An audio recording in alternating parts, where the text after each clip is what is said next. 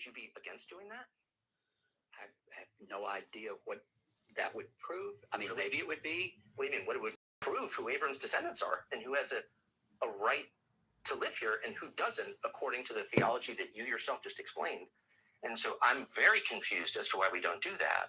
If you believe the theology that you've just explained to me, would we do that all over the world? And everybody, this is the only country in the world that you've said has this covenant with God, that this people have a moral and legal right to the land. But there are people who may not have bloodlines, but who have converted to Judaism.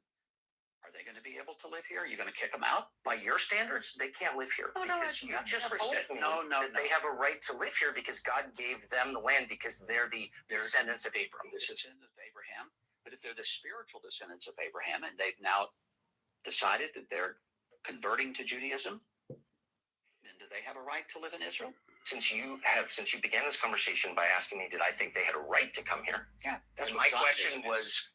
On what basis do they have the right? And you said because God granted it to them. And I also said because that there should be a land where Jews could live in peace and safety. And I asked you what a Jew was, and you couldn't answer it. You said it partly is religious, but doesn't have to be. It's partly genetic, but it doesn't have to be.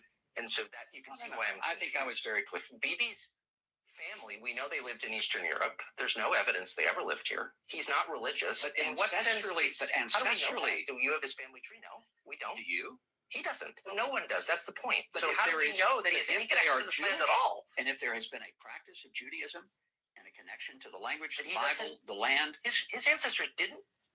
He doesn't practice Judaism in any rigorous way.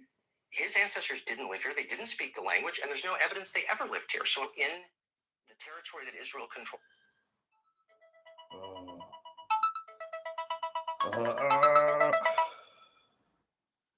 Hang on a minute, mate. I'm live streaming. God, it's